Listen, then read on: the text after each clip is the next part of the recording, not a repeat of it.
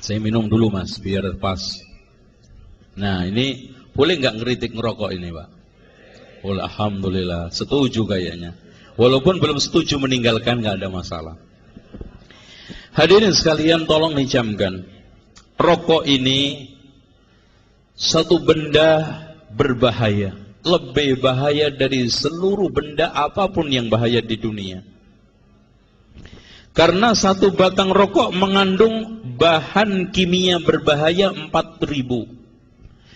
Kalau sekarang khamr mengandung 17 racun diharamkan, satu batang rokok mengandung 4.000 racun. Enaknya diapakan? Ya ikhwan, antum lihat. Hewan sejelek apapun gak ada yang ngerokok. Antum lihat. Kebo gak ada yang ngerokok. Oh. Ketek Sarimin itu ngerokok, itu kan diajari manusia. Itu yang otek ogleng itu loh. Sarimin sedang ngerokok. Lu jebul. Ternyata yang ngajari manusia.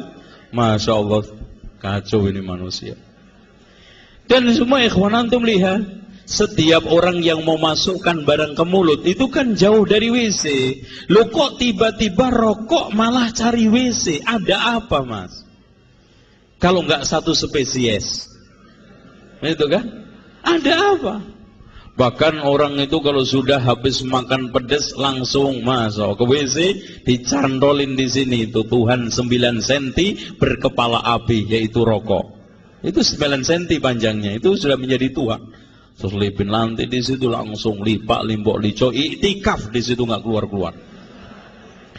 Dan hadirin sekalian, saya tanya, kalau perokok satu hari menghabiskan satu bungkus isinya 12 batang, satu batangnya 9 cm, disambung berapa pak? Lebih 1 meter, masya Allah. Per hari makan 1 meter api. Antum kalikan kalau seandainya antum merokok, umur ngerokoknya 30 tahun. Insya Allah panjangnya Sragen sampai Cirebon.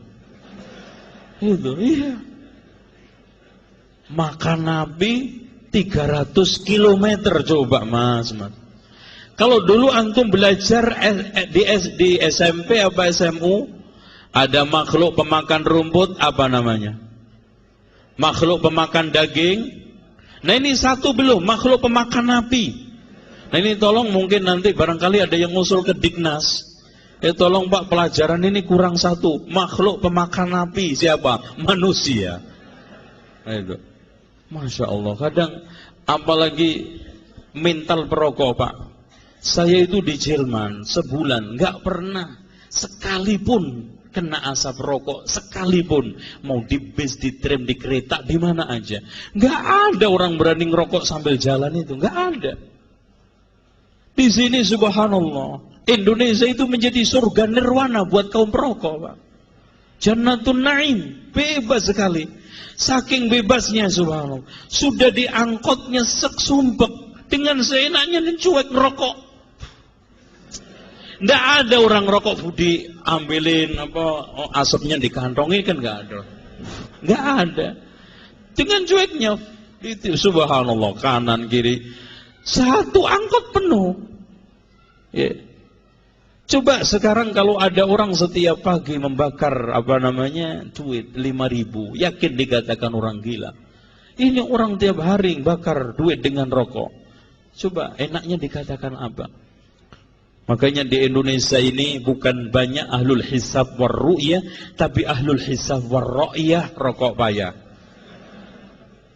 Makanya Bapak Kiai yang sedang sibuk melakukan bahsul masail, membahas penentuan awal akhir Ramadan, bukan ahlul hisab falak, tapi ahlul hisab rokok. Iya, ahlul hisab rokok. Dengan gagahnya menenteng tasbih di sebelah kiri 99 butir, sebelah kanannya terselip Tuhan 9 cm berkepala api. Dengan serupat-seruput dengan tangan kanan mas. Barangkali inilah yang terbanyak ashabul yamin, ya. Ashabul yamin. Itu. Nah saya hanya pesan pak, coba bayangkan betapa sedihnya seorang istri yang hidup di ruangan sempit rumah sepetak dengan suami perokok, mulutnya seperti asbak rokok. dicium kanan kiri seperti ditempelin asbak rokok. Coba, bajunya bau rokok, kopiahnya bau rokok, masya Allah, sampai katoknya bau rokok. Subhanallah, apa nggak kasihan istri anaknya? Jadi korban semuanya karena gara-gara rokok. Anehnya kalau bayar TPA anaknya selalu ditunda-tunda dengan alasan nggak punya duit, tapi rokok nggak pernah berhenti. Itu sehingga ya, mari kita hentikan. Ya, sekarang antum lihat di jalan-jalan orang merokok, di kantor orang merokok, kantor kelurahan orang merokok, orang beli obat antrian di apotek pun merokok, kabarnya pak dokternya pun merokok. Memang Indonesia ini menjadi surga nirwana buat kaum perokok, dan siksa kubur hidup-hidup buat orang yang tidak merokok. Ya, siksa kubur hidup-hidup buat orang yang tidak merokok.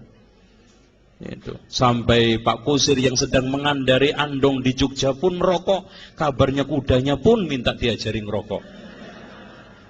Anak-anak SMP datang ke perpustakaan kecamatan menanyakan buku tuntunan tata cara merokok.